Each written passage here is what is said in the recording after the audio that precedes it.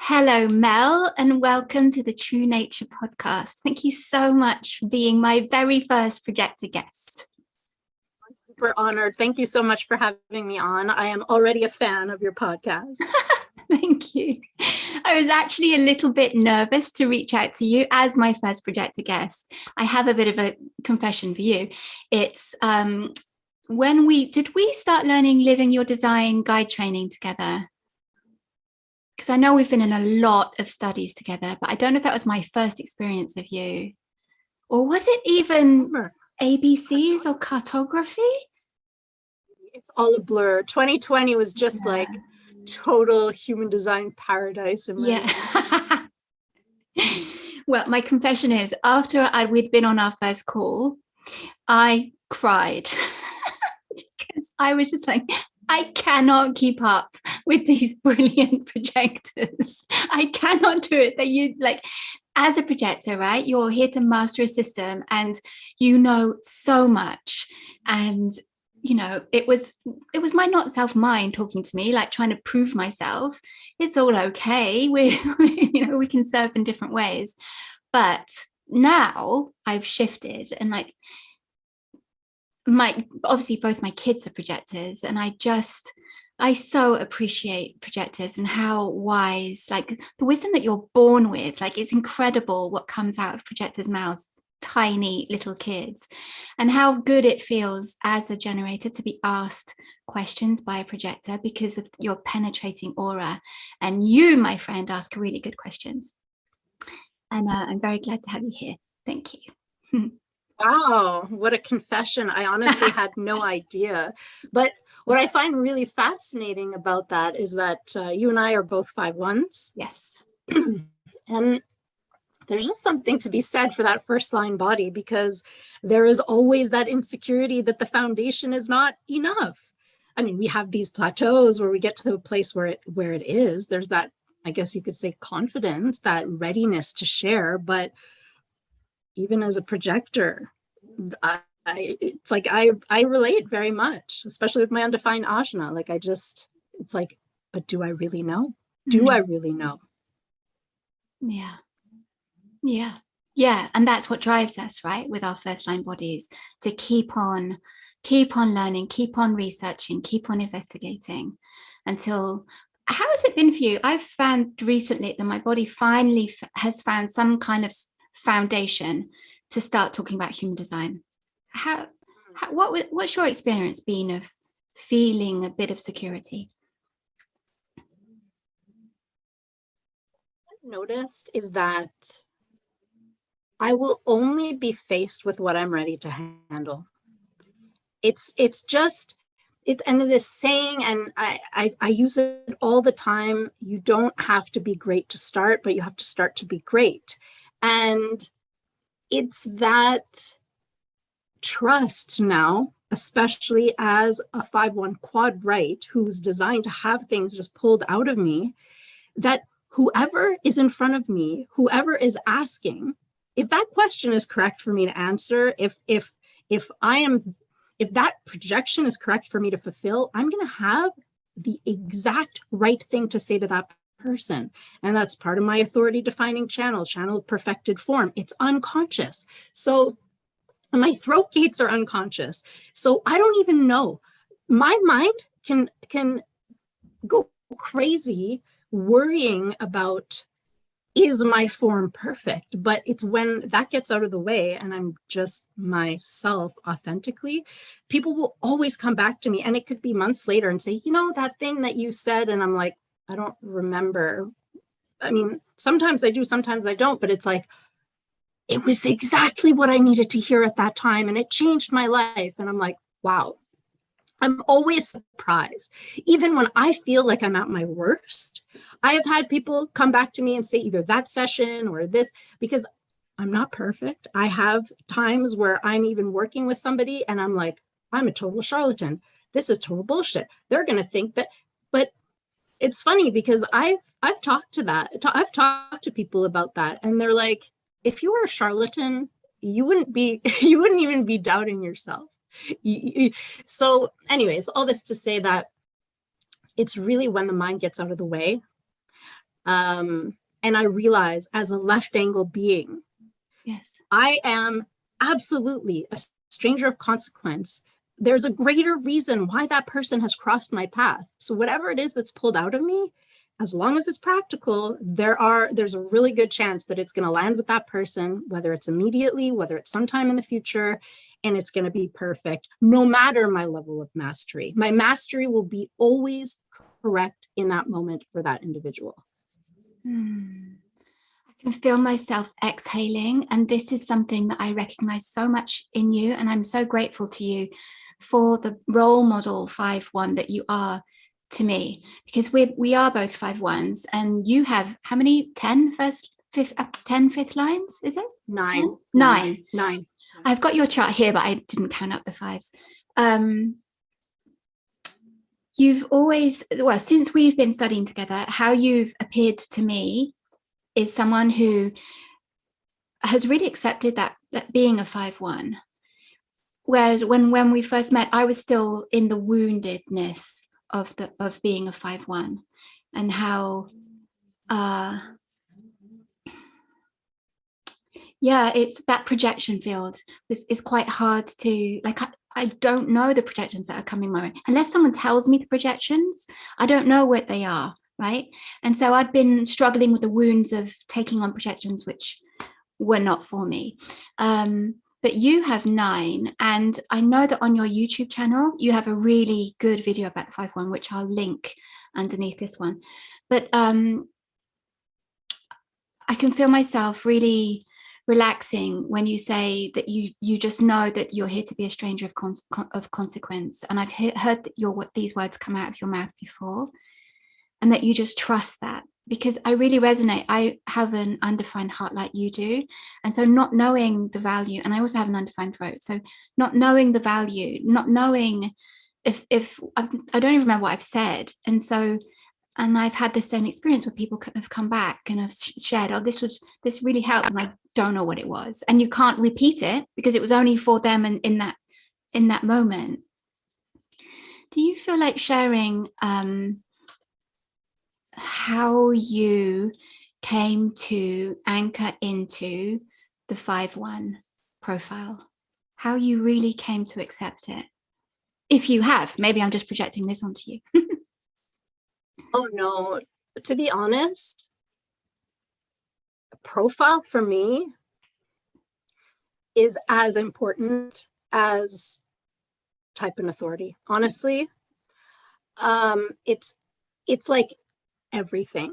It's everything, because if I don't understand my role, just like where I fit in, you can't separate that. You can't separate profile from your definition. It's so relevant, and it's so important, and not embodying it from a place of, like, mentally strategizing, like, okay, I need to be like the classic 5-1. It's not that at all, but it's like when you really get it. And there's something that you said, it was brilliant, about, like, just having been in that wounded place of the 5 and not really understanding the projections. It's useless for me to get hung up in what people are projecting onto me. I mean, there's very typical things, just like classic 5 stuff, the savior, which is a line in my design. I know that people they're like, oh, like Melanie. Not everybody. There's some people that don't see that, which is, it's, there's good, the bad, the ugly. But the thing is that when I have, like, just, like, distilled it down to the very root, is expectation. People will always have expectations of me, that I'm this, that I'm that I'm going to provide this and the other thing. And it has been interesting, because, as you know, for us 5s, familiarity breeds contempt. And when somebody gets to know me, there's always that, oh, I thought you were so much more like this, or, and it's amusing to me at this point. So the biggest thing for me about really stepping into my role as a 5-1 is, first and foremost, just thriving in the fact that I will never be satisfied with the superficial. I just won't. Going deep into whatever it is that really lights me up. I'm desire driven. I'm here to be a follower of a way that is splenically aligned. And so, I mean, the people who know me, they know that when I'm freaking into something, I am all in. It's been a real learning curve with human design to start seeing how I could actually live out my motivation in a very distorted way with my undefined ajna being almost like that classic 2-4 missionary. It's like, no, I'm a 5-1. Yeah. And yes, even though I'm here to recondition people, it's really through recognition and invitation. So stepping into that 5-1 as a projector, I mean, a lot of it really has been to just wait in the wings, like do my thing, geek out. Zelda, like the video game there back in the day, I think it was Nintendo or something. And it just makes me think of that little like forest creature with their little satchel, and they're going around and like getting these little jewels and these little tools and putting them in the satchel. And that's what it's like for me as a 5-1 projector. I'm like that Zelda, just collecting things, and then they're there. And I can't tell you to what extent I'm almost like a matchmaker with resources for people. So it's not even that I necessarily have to have the answers, especially with my open head, but for whatever reason, I've got my stash. Somebody asks, oh, it's like, hold on, rummage around. Oh, here, is this what you're looking for? Oh my God, that was exactly what I was looking for.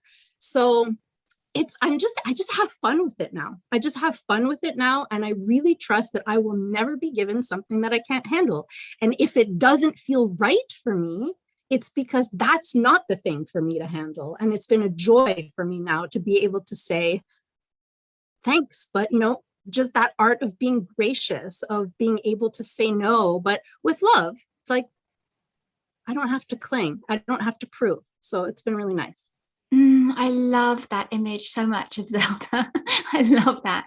I feel like Zelda too. I was going to ask you, and you've kind of brought it in, but so your business, do you want to tell me a little bit about your work? And then I'd love to know, as a 5-1 splenic projector, how you go about your business. Good questions. So, I had really chronic health issues growing up, very mysterious. And I would just like go from doctor to doctor. And it was just this exhausting process. Very, there was so much shaming too, like being shamed by doctors and being told that it was psychological and this and that, when I mean, it obviously there is a very distinct relationship between the body and the mind. And so it happened to actually be the day with the Twin Towers, September 11th, 2001. I was in the worst place ever. I was unable to move off the couch. I was in so much pain. And my mother, who never turns on the TV, that morning, for whatever reason, she wanted to check the weather. She turned it on. And it wasn't even CNN or anything. It was like some, I guess, a news station in New York. And we saw the planes. We're like, what is going on? And then, of course, we switched over to CNN, and I was there on the couch, and they were replaying the images like over and over. And I just remember feeling, this is what's happening inside of me. And if there has to be another way, or I'm going to die. Like, it was just so bleak.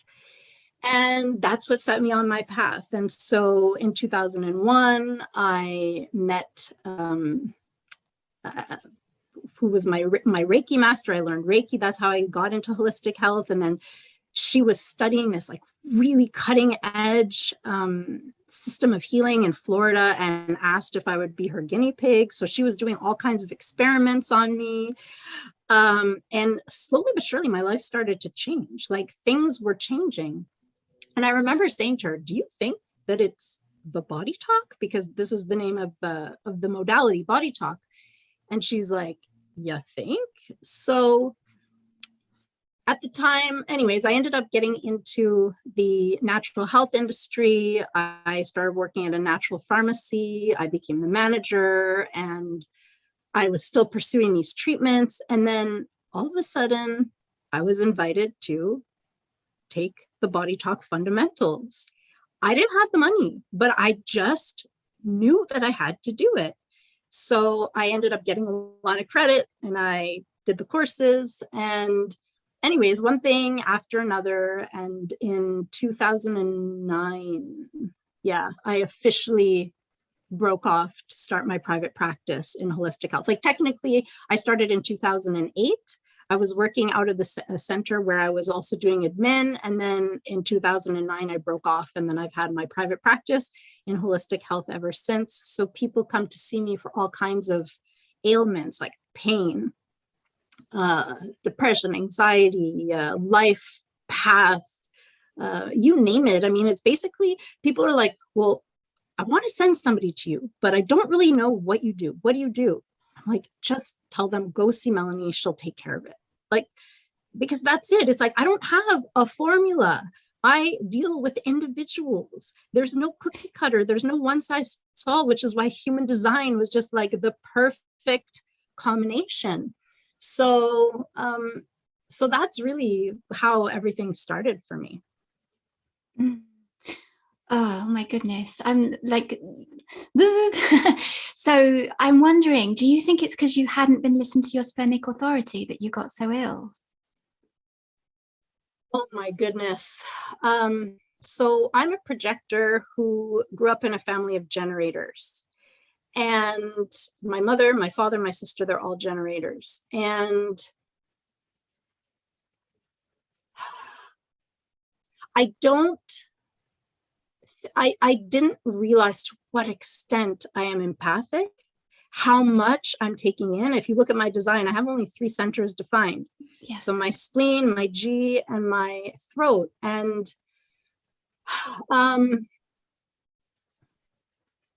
I think everything really is a combination of nature and nurture. A lot of it too was just not living in alignment with my design, but there were also things that were just almost like energetically imposed that I was taking in.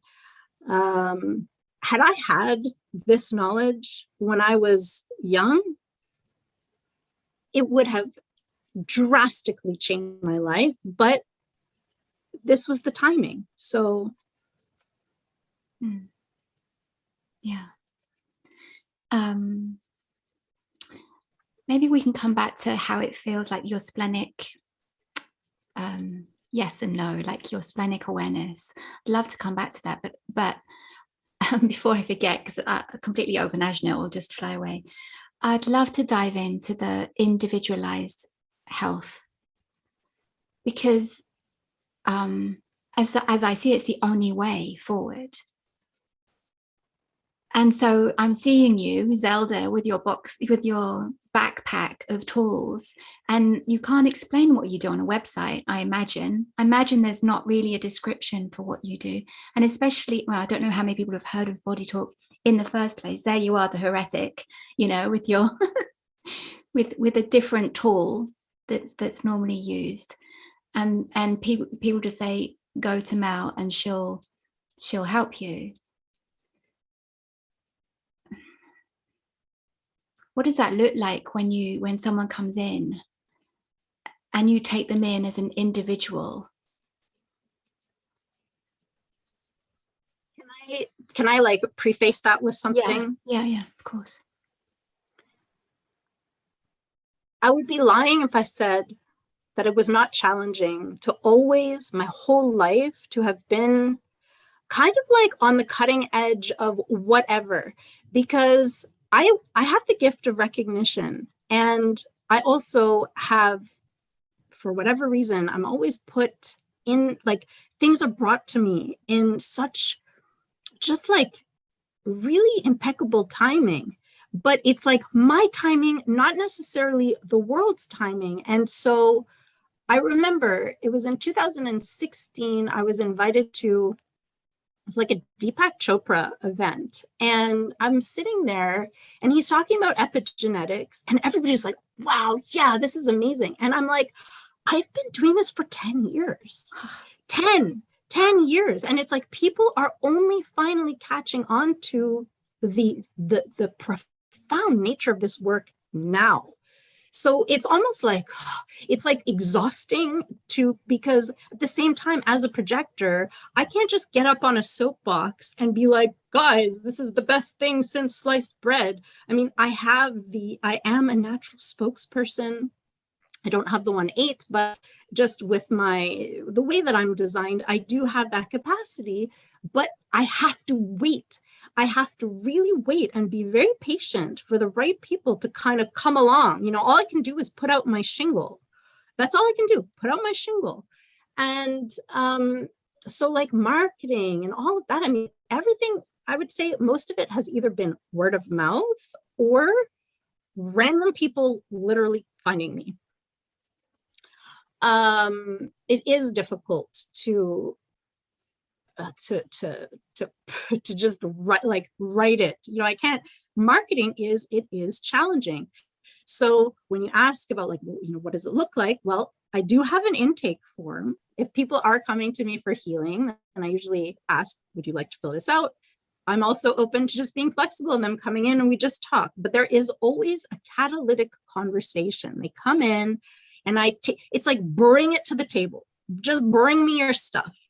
And it's funny because I was actually speaking with one of my best friends, a 1/3 emotional generator, who is also a very powerful, transformative being. And I was helping her with her project. And I was like, you know, people just need to bring the junk in their trunk. You know, like, bring me the junk in your trunk. I'll help sort it out. Because in many ways, that's what I do too. So yeah, they just show up. Sometimes they have pain in a place in the body. Sometimes they're just like going through drama in their life, whatever it is.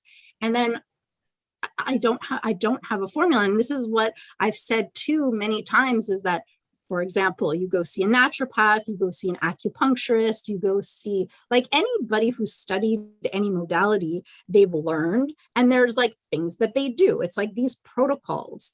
And I'm not saying that there aren't practitioners out there who aren't a lot more intuitive or whatever, but this is like no training wheels. Like I have all of that stuff in my pack. The person comes, I never know what's going to come out of my mouth. I never know if we're going to actually spend most of the session talking, but there usually is a point where they'll get on my table if we're working in person. If we're working by distance, then they just relax in a chair, on a bed, whatever. And I just tap in, and I'm tapping in, and we're really observing what is ready to shift. So it's kind of like this juxtaposition of my own innate wisdom connecting with the client's innate wisdom. And it's really rooted in the quantum, because, as you know, there is a very, very palpable and almost like inexplicable thing that happens through observation. Observation itself changes an experiment. So that's really it. It's like observing what is ready to shift. Bring your stuff. We're just going to approach it from a place of curiosity. So it's never me saying to the person, I'm the practitioner, you're the client, this is what we're going to do, you need to listen to me, at all. This is like, you are 100% unique being, even though, yes, your disease or whatever's going on is labeled whatever it is. Let's get curious and let's see what's ready to shift.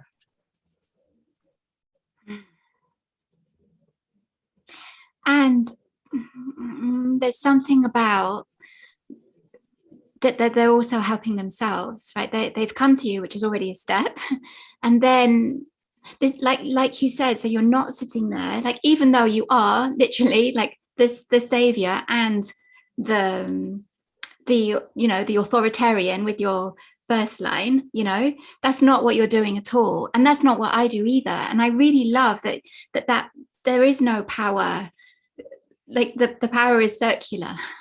It's not the old way of doing things. And as I'm listening to you, like I had an image of like the Marie Kondo, kind of like taking the stuff out of the wardrobe, and then then the shit's all over the bed, and then we've got to deal with this. Like you said, the observation, like when you look at the stuff, whether it's physical, emotional, any of it, like looking at it, having an awareness of it, observing is the word you used. There's something very empowering about that. Of course, like human design, when I have access to somebody's birth data, right, it's exponentially powerful, because 9 times out of 10, whatever's going on with them is because they're living out of alignment with who they really are. Yeah. I feel like you're penetrating into my aura, because that's about 5 times now that you've answered like what I was going to ask next. It's really funny. I was going to ask you about human design, and so you did this, right? So it's kind of layering on top. And so do you want to share with me about what's happening when you already have your way, your toolbox, and you've already been practicing for so long this individualized approach to this unique being, and along comes human design? And what's the impact of that on your practice? Very good question, because I've actually had 2, like within the span of my career, I've had 2 very distinct shatterings where I didn't know if I could continue to do this work.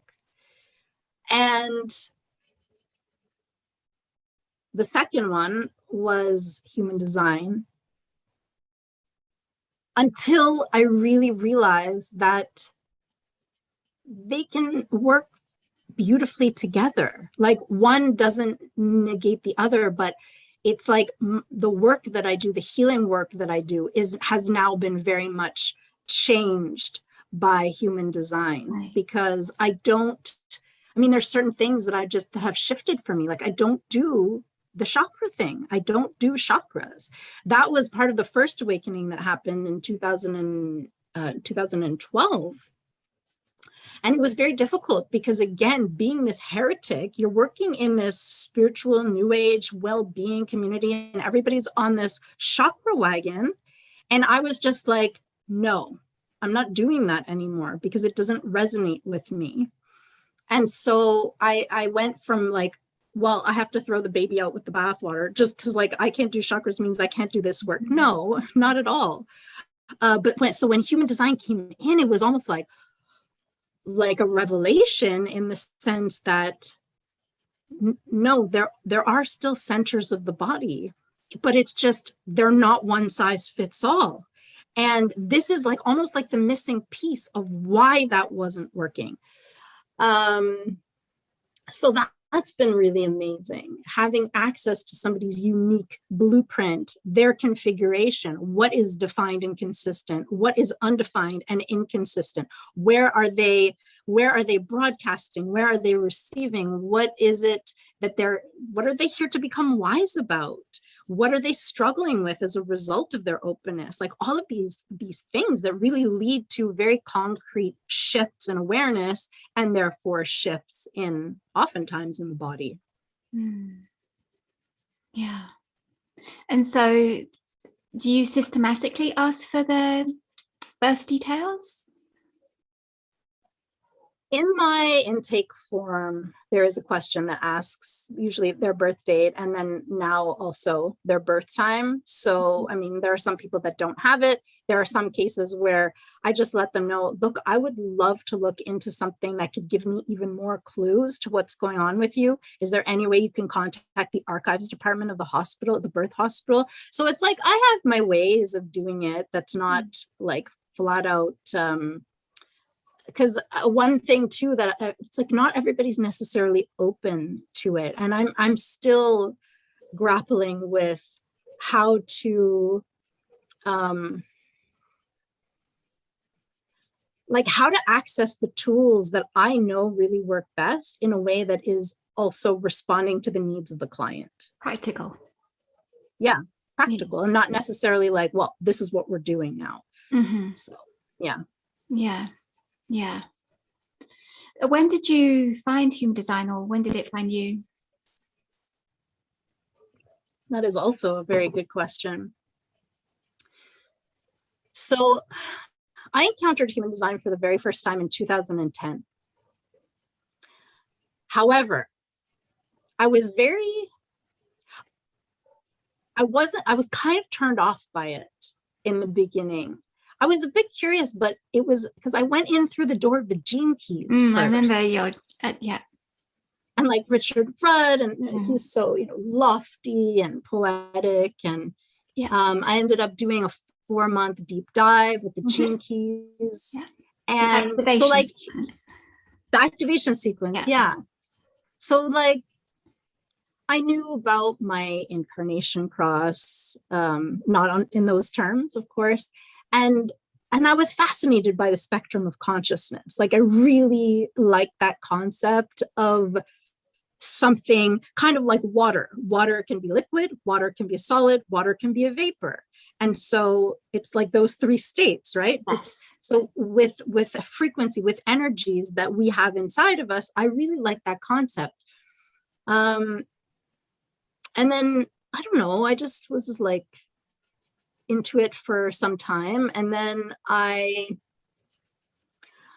don't know if I consciously stepped away, but like life maybe took me in a different direction. And then it was through a really powerful relationship in my life that was maddening. It was just maddening to me because I didn't understand why I was going through certain motions and why I was so bitter.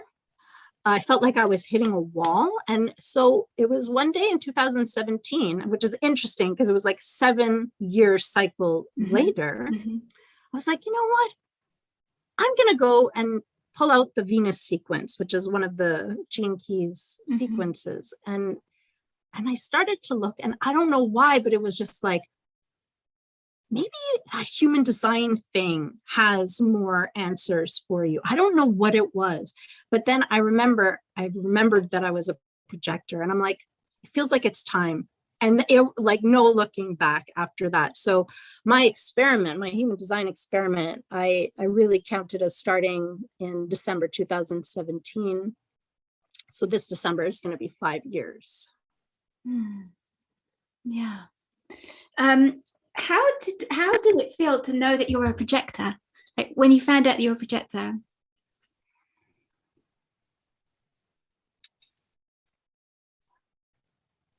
It was bittersweet. Like, I don't even think I could use a better term than bittersweet. That's funny. But no, but in all seriousness, it really was, because on one hand, it was such a relief. It was like, oh my goodness, this explains everything. But on the other hand, it was like, why do I have to be a projector?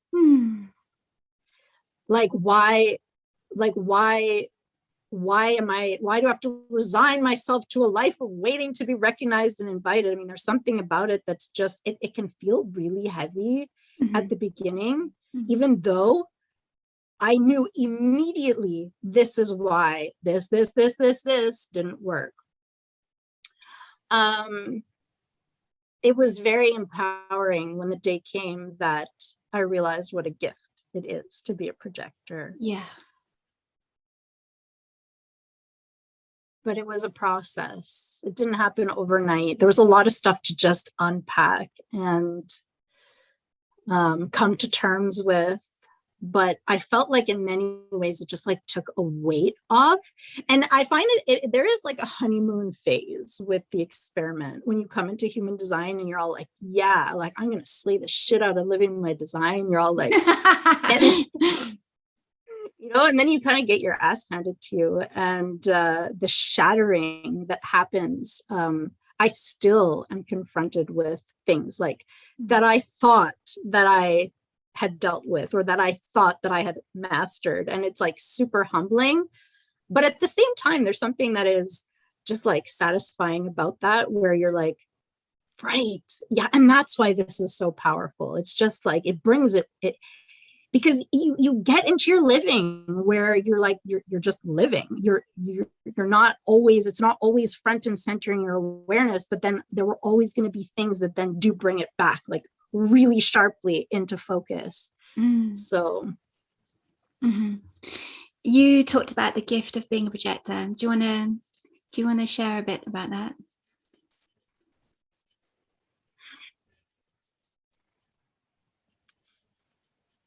Okay, I can't speak for all projectors. Yeah, but you as a projector, yes. There's this thing about being a projector where on an auric level, when we're plugged in to someone, okay, and I'm talking about when it's appreciated, when it's invited, it's like this direct ray of sunshine. And because we're so present, like we're so locked in. The other person who really, really recognizes and invites us, it's like they can receive that. And for me, there is something that is so beautiful about that person feeling like they're the only thing that exists in the universe.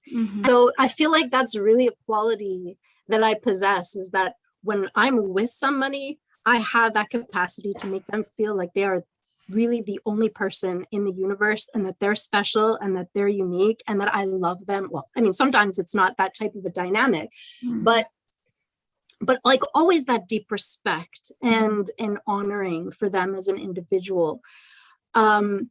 And feeling that from somebody else. Obviously, it's very different for me as a projector if I'm with another projector versus if I'm with a generator, a manifesting generator, or a manifester or a reflector. I mean, it's just one of the big,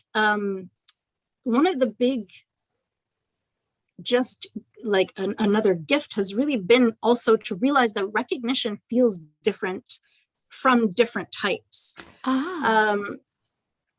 Because it was so easy to say, well, recognition feels like this. And if it doesn't show up like this, it means that it's not recognition. And that has been very humbling, because I feel that kind of like, have you ever heard of the 5 love languages? Yes.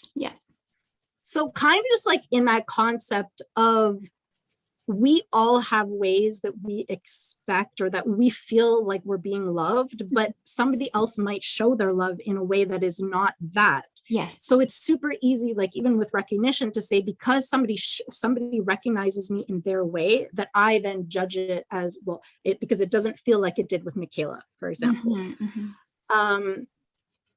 Yes, there is a very recognizable frequency of recognition, but recognition can still feel different. And I've been a lot more open to allowing people to recognize me in their own way, especially manifestors. Like that has been my big thing. I have a lot of manifestors in my life. I've learned so much from them, so much. It's unbelievable. But a lot of it too has just been about my judgments towards the way that their energy is expressed. I don't know. It's been a really amazing learning experience. I love what you're saying here, because this again is individualized recognition, right? Because I actually had it on my list. I was going to ask you about how recognition feels. And it makes sense to me. We're in the partnership studies at the moment, the connection charts. And even that, if you take two beings, they create this quantum, which is in itself its own unique thing. I don't know the word. Yeah. And so I suppose like every time you come into contact with somebody, it creates its own unique. And so the recognition is, yeah, thank you. And so it is a unique recognition. I've never thought about that before. And it wouldn't have even occurred to me until, I don't know if it was in Living Your Design. I'm not sure when it was, but one of my teachers had said something about like noticing when you're with a group of people, how one person is always going to feel left out. Maybe it was even Ra and stuff that Ra had said. And it's so true. Like, it is so true that it is very difficult to be with multiple people, and because there's always going to be somebody that's like, she doesn't, and of course with the projection field too, it's like that laser beam can only really be on one person at a time. Even though I do have a penta channel, I'm an alpha, I can do small groups. It's still so different one-on-one. Right. Like when I'm with you, do you feel that presence? Yeah. And we haven't had much opportunity to be just the two of us. It feels incredibly different. Yeah. That is a massive gift. And just, you were asking me about the gift, so the only other thing that I would really add is, when you come from a lifetime of trying to prove that you have the key, the missing piece for people, and it falls on deaf ears and all of that, when you come from that place and then you get to a place where people actually see you and come to you and really value that in you without you having to try, there's nothing like it. There's really nothing like it. Yeah, I can really feel the beingness, like being true to yourself, your true nature. And yeah, I love that. I'm going to take a little pause. I was going to ask you about your splenic, because I was looking at your chart and it suddenly hit me today. So splenic projectors, there's so many different ways of being a splenic projector. There's 7 different ways. I was having a look. So you are a splenic projector through your unconscious 5710, the channel of perfected form, like you said. And I was going to ask you, just for people who are new to their experiment and they are a splenic projector, if you're able to give them guidance about how you navigate through your splenic authority. I mean, so, again, like, really interesting question and well-timed. So as you know, I've got my YouTube channel and it's been a while, but I've been working on a new video actually for generators and manifesting generators called Dilemmas of the Sacral Being. It's eventually going to happen. Okay. It's eventually going to happen. But one of the things that I talk about, that I will be speaking about as I go through my presentation, is that we are each so uniquely configured, and that even though you're here to respond, you have your own unique response. Yes. And there is so much homogenization in the human design community about that. And I'm going to be very heretical in my video. But so whether we're talking about sacral beings, whether we're talking about splenic beings, whoever, it doesn't matter what your authority is that you are going to find generalized information out there. Whether you are, I don't know, just self-study, looking stuff up about human design, or you read a book, or even if you take LYD, what you're going to get is going to be still generalized information. Oh, you're splenic? Oh, okay, so that means that you need to trust your immediate hunches and it can be easily drowned out, it whisk, blah, blah, blah, you know, all the standard stuff. But the thing is that just because I'm splenic, I mean, there's a ton of splenic projectors out there, right? But guess what?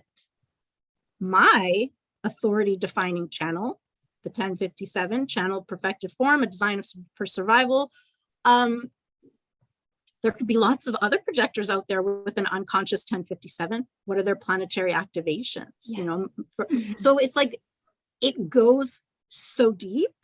And even if you don't know the jargon, even if you have no clue what the hell activates it or this or that, I will always empower whoever I'm with by saying there is nobody out there who can tell you what your authority feels like, except for you. And this is something that only you can know over time through experimentation, because there's so many nuances.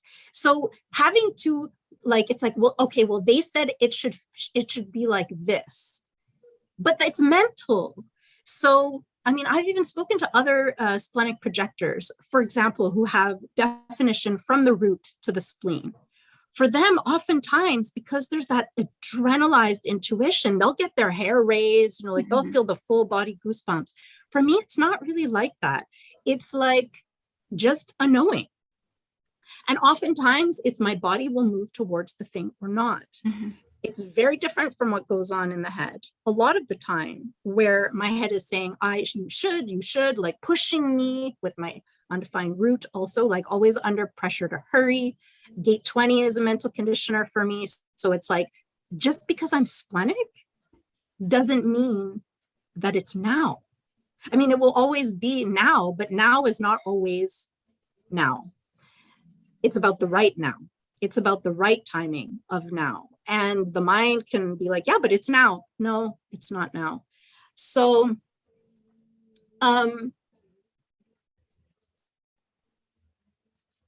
you'll always have to go in through the generalization, but it's something to really discover over time. It's something that's going to have nuances that are very, very unique to you. And that's why it's super fun to talk about it with other people. It's like, oh yeah, it's like, oh, you're splenic too? How does it, like, what's it like when you just know, like when you know that it's right or that it's wrong? What does it feel like? So I'm still, almost 5 years later, I'm still getting intimate with that. I'm still in a process of discovering, how does my unique authority function? And I stopped listening to anybody else. Not from the perspective of negating their experience with theirs, but not allowing anybody else to tell me what it's supposed to feel like, because it is a frequency. There is a frequency of correctness. And I really, really encourage people to get in touch with that frequency of correctness for them, no matter what their authority is. Oh.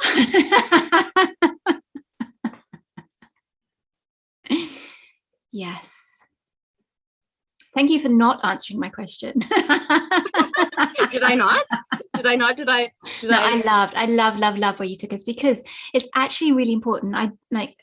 Obviously, when you first get into human design, there are the generalizations, and but in our Living Your Design that we do with Amy for generators, we actually point out to them, we tell them, look, we're all surface level, we're all generators, manifesting generators, but look how each of us is responding, and each of us will have a completely different way. And so even when we talk about the sacral, like we inquire, how does it feel? How does your body feel? What does your body do?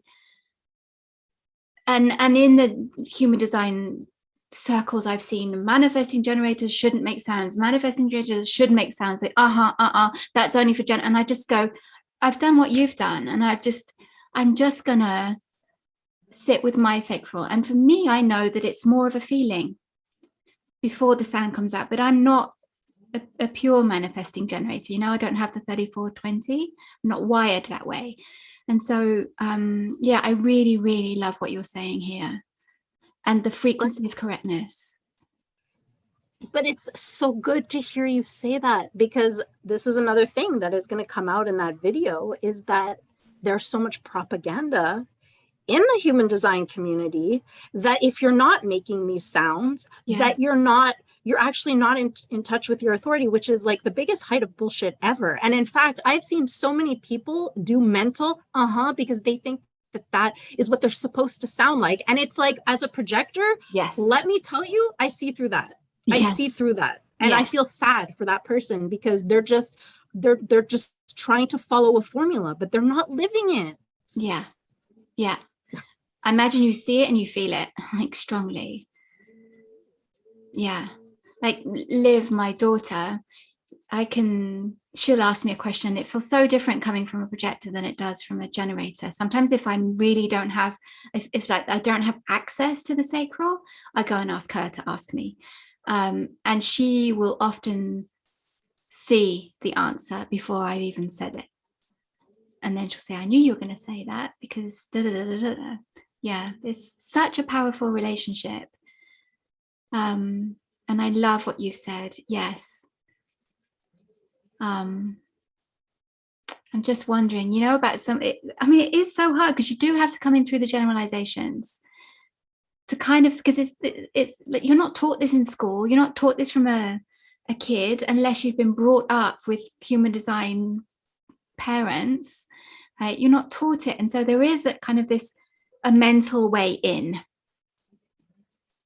to your authority. Yeah. I did a video, I think it was Getting Messy in Your Human Design Experiment, not one of the most popular videos by any means, but it was part of my shattering, because I realized too that there is a monumental difference between organically like embodying strategy and authority just from a place of like understanding mechanics, like gravity. The apple falls from the tree. We all have our own unique laws of gravity. And even though there are generalized laws of gravity, strategy and authority, it's like, if you're doing that from a place of being dogmatic, mentally rigid, I am a splenic projector. Therefore, the way that I live my design is, it's not formulaic like that. I mean, yes, that's the way in. But if you keep on holding on to that, it's not going to work. It's actually going to be the most limiting, rigid. For me, I have a saying, authority is non-negotiable, strategy is a guideline. And I will say 100% that if I was mentally rigid about following my strategy all the time, I would have missed out on some really, really, really good things in my life.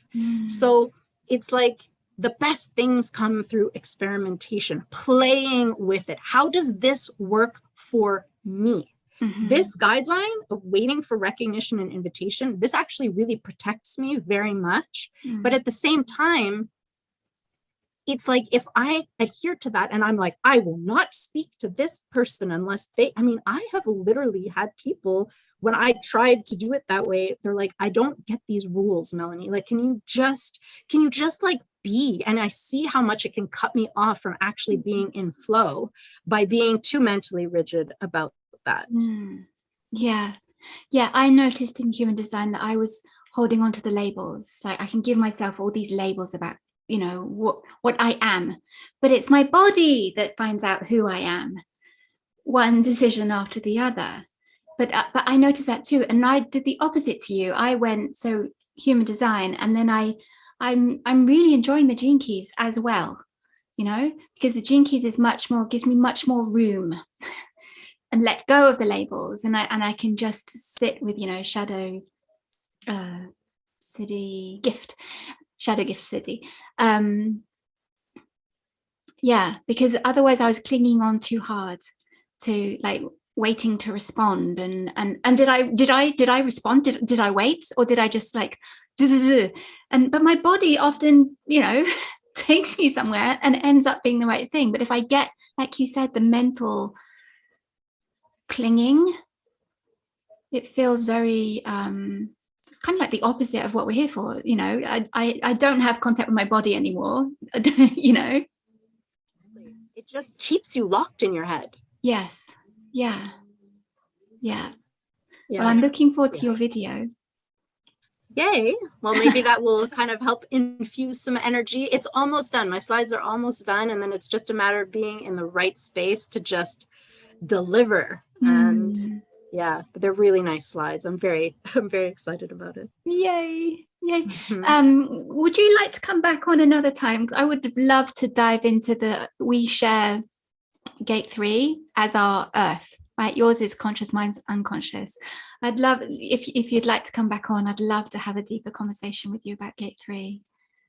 Absolutely. With this transit, Pluto transit in gate 60, and just things that have happened within the last several months, like huge lessons from that. I would love that. I would really love that. Yeah. Yay. Mel, is there anything that we didn't talk about that you that you feel correct is to talk about or healthy to talk about? Nothing's coming up for me, but is there anything else that you had maybe even taken some notes about that you didn't ask that you wanted to? No, it's hilarious. The notes, seriously, I think you actually just brought up the notes. Well, you know, like I'm quad right. It's just like, yeah, it's just pulled out. So I don't know, you did a fantastic job. It was a very inspiring conversation, and I'm so honored to have been your first projector guest. Oh, I'm so happy to have you as the first projector guest. Thank you so much, Mel. So if people want to reach out to you, they can get human design readings from you. Is that right? Yeah. Yeah. So what I do is I do introductory readings for people who are like fresh off the boat. They're just coming into their design. So it's more of a personal chart overview, 90 minutes. Okay. You go deep, it's recorded. They can go over it as much as they want. And for people who are already into human design, but they just want to geek out, go deeper, like bring stuff to the table, I do coaching by design, and I do 60-minute sessions or 90-minute sessions, depending on like how much somebody wants to talk, whatever it is that they're interested in looking at. So those are my faves. And I'm also doing Living Your Design. It's been a while since my last class. I have a very potentially exciting Living Your Design that is going to be happening. It's a project that I can't talk about yet until it's launched. And I'm also I'm supposed to be doing an intensive weekend out east here in Canada, New Brunswick, in September. So, I mean, I'll be doing Living Your Designs every once in a while. So that's something too, if people are interested in. The best place to reach me is typically through my website. So it's just my name, melaniehalpert.com. I am eventually, after all of this time, I'm saying this so that it is going to be official that I will have an Instagram account. I still am not on Instagram. But I do have a professional Facebook page as well. It's just Melanie Halpert CBP. Okay. I think even just putting in my name, the page should come up. So yeah, I could be reached there through Messenger as well. And your YouTube channel. So I'll link all of that below. And yeah, I'd love to have you on again. I've already got more questions for you. But yay, anytime. I loved it. Yeah. Thank you, honey. Okay. So are we feeling complete? Yes. Are you?